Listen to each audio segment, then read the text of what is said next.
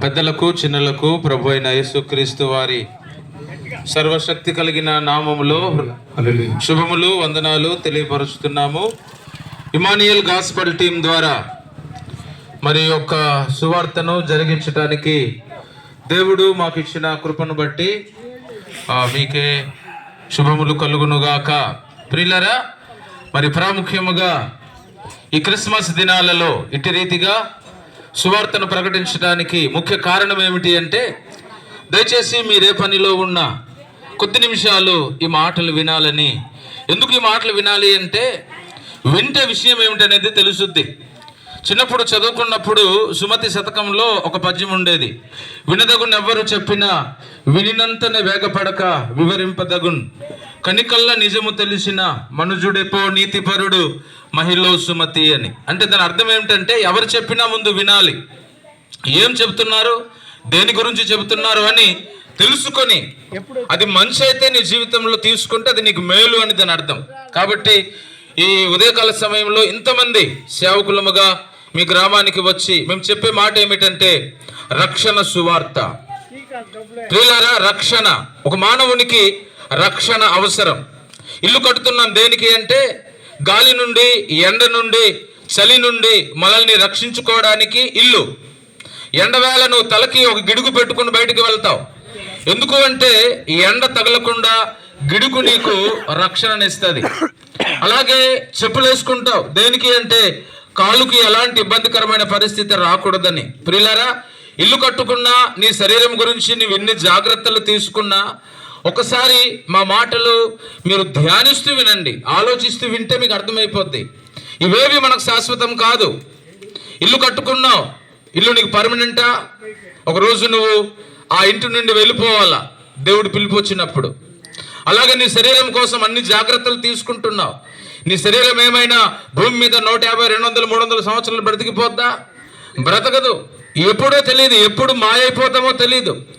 కాబట్టి ముందు నీ జీవితానికి రక్షణ కావాలా, అంటే నీ ప్రాణానికి రక్షణ కావాలా. ఎందుకు ప్రాణానికి రక్షణ కావాలి అంటే, చనిపోతే శరీరం మాత్రమే పూడ్చివేయబడుతుంది, కాల్చివేయబడుతుంది, కానీ నీలో ఉన్న ఆత్మకు చావు లేదు. కాబట్టి ఆ ఆత్మను నువ్వు రక్షించుకోవాలి. ఎప్పుడు రక్షించుకోవాలి? చనిపోయిన తర్వాత కాదు, బ్రతుకున్నప్పుడే రక్షించుకోవాలా. నీ ప్రాణం రక్షింపబడాలి అంటే బ్రతికి ఉన్నప్పుడే దాని విషయంలో నువ్వు జాగ్రత్త తీసుకోవాలా. మానవుడు లోకంలో అన్ని విషయాల్లో జాగ్రత్త తీసుకుంటున్నాడు, కానీ తన ఆత్మ విషయంలో జాగ్రత్త తీసుకోవట్లేదు, ప్రాణం విషయంలో జాగ్రత్త తీసుకోవట్లేదు. మానవుడు సింపుల్గా ఒక మాట అంటాడు, ఏమంటాడంటే, చచ్చిపోయిన తర్వాత ఏమవుతుందో ఎవడికి తెలుసు, మీకు తెలుసా, మాకు తెలుసా అని అనుకుంటున్నాడు మానవుడు. ఒకవేళ నీకు తెలియదేమో, కానీ తెలిసిన వాళ్ళు ఉన్నారు, తెలియజేసే గ్రంథాలు ఉన్నాయి. అసలు మానవుడు భూమి మీద ఎందుకు పుట్టాడు, మానవుడు భూమి మీద ఎందుకు పెరుగుతున్నాడు, మానవుడు చనిపోయిన తర్వాత ఏమవుతున్నాడు, ఇవన్నీ విషయాలు బ్రతుకున్నప్పుడే మనం తెలుసుకోవాలి. ప్రియులారా, ఆ రక్షణ సువార్త ఈరోజు మేము మీకు ప్రకటిస్తున్నాం.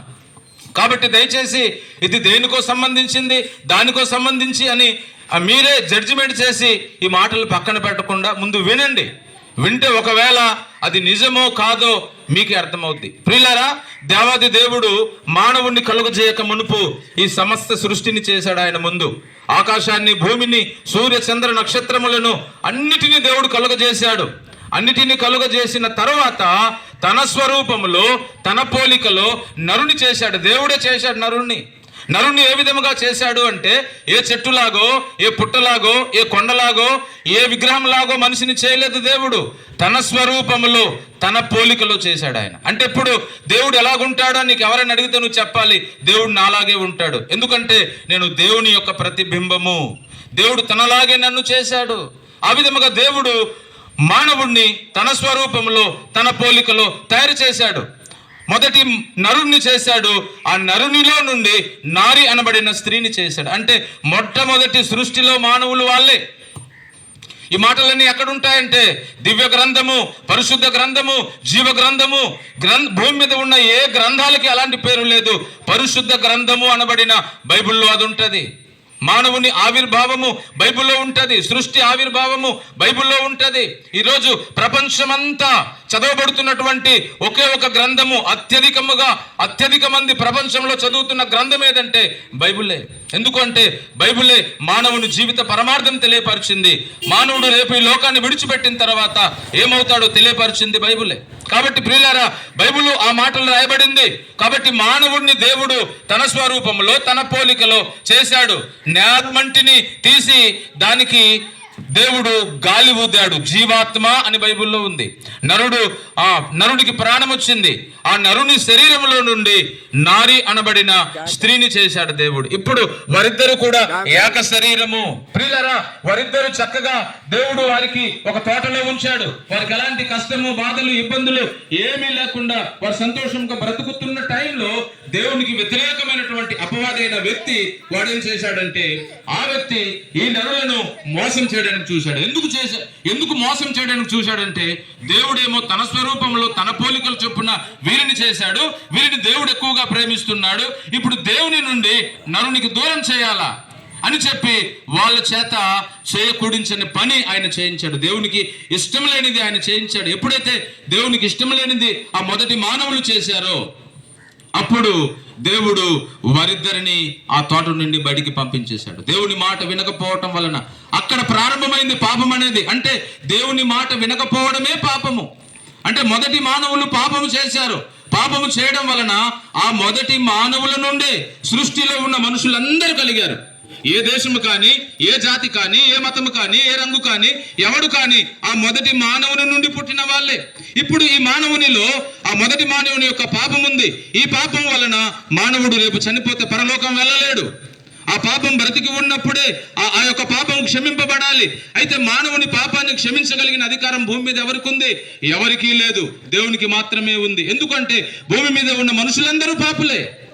మరి పాపములో ఉన్న వ్యక్తి పాపం పోవాలంటే పాపము లేని వ్యక్తి ఈ పాపంలో ఉన్న మానవుని కొరకు మరణించాలా, ఆయన రక్తము చిందింపబడాలా, ఆ రక్తము కార్చబడాలా. అయితే ఎవరున్నారు భూమి మీద మంచి వాళ్ళు? ఎవరూ లేరు. దేవుడు చూశాడు, తానే మానవునిగా పుట్టవలసి వచ్చింది. ప్రియులారా, ఏ దేవుడైతే సృష్టిని చేశాడో, ఏ దేవుడైతే నరులను చేశాడో ఆ దేవుడే 2025 సంవత్సరాల క్రితము భూమి మీద పుట్టాడు. ఆయనకు యేసు అని పేరు పెట్టారు. యేసు అంటే అర్థము రక్షకుడు, రక్షించేవాడు. ఎందులో నుండి రక్షిస్తాడంటే, రేపు నువ్వు చనిపోయి నరకానికి వెళ్ళిపోతావు. ఎందుకంటే ఆ మొదటి మానవుని యొక్క పాపం నీలో ఉంది. అది జన్మ పాపము అన్నారు. కాబట్టి ప్రియులారా, ఆ పాపం వలన మానవుడు చనిపోతాడని చెప్పి ఎంతో ఇష్టంగా మానవుడిని చేసుకున్నాడు. కాబట్టి దేవుడు ఈ మానవుడు నరకానికి వెళ్ళకూడదని ఆ మానవుని రక్షించడానికి 2025 సంవత్సరాల క్రితం దేవుడే మనిషిగా పుట్టాడు. ఆయనకు యేసు అని పేరు పెట్టారు. యేసు అనగా రక్షకుడు. ఈ మాటలు వింటున్న నీవు నీ ఆత్మ రక్షింపబడాలి అంటే ఆ నిజ దేవుడైన యేసుక్రీస్తునందు విశ్వాసం ఉంచు. మేము మతాన్ని ప్రకటించడం లేదు, రక్షణ మార్గాన్ని ప్రకటిస్తున్నాం.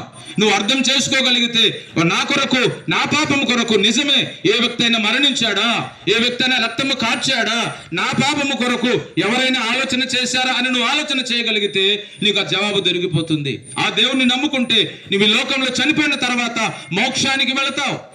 ఆ దేవుణ్ణి విడిచిపెట్టి ఒకవేళ ఈ సృష్టిని గనక, దేవుడు చేసిన సృష్టిని నువ్వు ఆరాధించి దీన్ని చేసిన దేవుని విడిచిపెడితే నువ్వు నరకానికి వెళతావు. కాబట్టి ప్రియులారా, దయచేసి గమనించండి, ఈ రక్షణ వార్తను మీ హృదయాలలో ఉంచండి. ఎవరము ఎప్పుడు ఎలాగ చనిపోతామో ఎవరికి తెలియదు. 2019-20లో కరోనా వచ్చి కోట్ల మంది చనిపోయారు. ఏమో రేపు ఎలాగుంటుందో. కాబట్టి బ్రతికి ఉన్నప్పుడే, నీ శరీరంలో ఊపిరి ఉన్నప్పుడే ఈ నిజాన్ని తెలుసుకొని నువ్వు రక్షింపబడితే నువ్వు రేపు చనిపోయిన తర్వాత స్వర్గానికి వెళతావు. 2 చోట్లు ఉన్నాయి. చనిపోయిన తర్వాత ఈ శరీరం ఇక్కడ పూర్తి చేస్తాం, కానీ మనలో ఉన్న ఆత్మ 2 స్థలాలకు వెళతాది. నువ్వు గనక నీ సృష్టికర్త అయిన దేవుని నమ్ముకుంటే స్వర్గానికి వెళతావు. ఆ సృష్టికర్తను విడిచిపెట్టి సృష్టిని ఆరాధిస్తే నువ్వు నరకానికి వెళతావు. కాబట్టి ఎక్కడికి వెళ్ళాలో బ్రతుకు ఉన్నప్పుడే నువ్వు తీర్మానం తీసుకో. స్వర్గానికి వెళితే యుగ యుగాలు అక్కడ సంతోషం ఉంటుంది. నరకానికి వెళితే యుగ యుగాలు యాతన పడే స్థలానికి చోటు ఉంటుంది. అక్కడికి ఎవరూ నశించకూడదని యేసుక్రీస్తు ప్రభు వారు ఇచ్చిన ఆజ్ఞ. మీరు సర్వలోకానికి వెళ్ళి సర్వ సృష్టికి నా సువార్త ప్రకటించండి. నమ్మి బాప్తిస్మం పొందిన వాడు రక్షింపబడతాడు, నమ్మని వానికి శిక్ష అని దేవుడు చెప్పాడు. కాబట్టి ప్రియులారా, మీరు మాటలు గ్రహించి రక్షింపబడాలని, మీ గ్రామంలో ఉన్న వారందరూ దేవుని రాజ్యానికి రావాలని ఈ ప్రయాస. దేవుడు మిమ్మల్ని, మీ గ్రామాలను, మీ కుటుంబాలను, మీ బిడ్డలను, మీ పాడి పంట వ్యవసాయాలను ఆశీర్వదించునుగాక.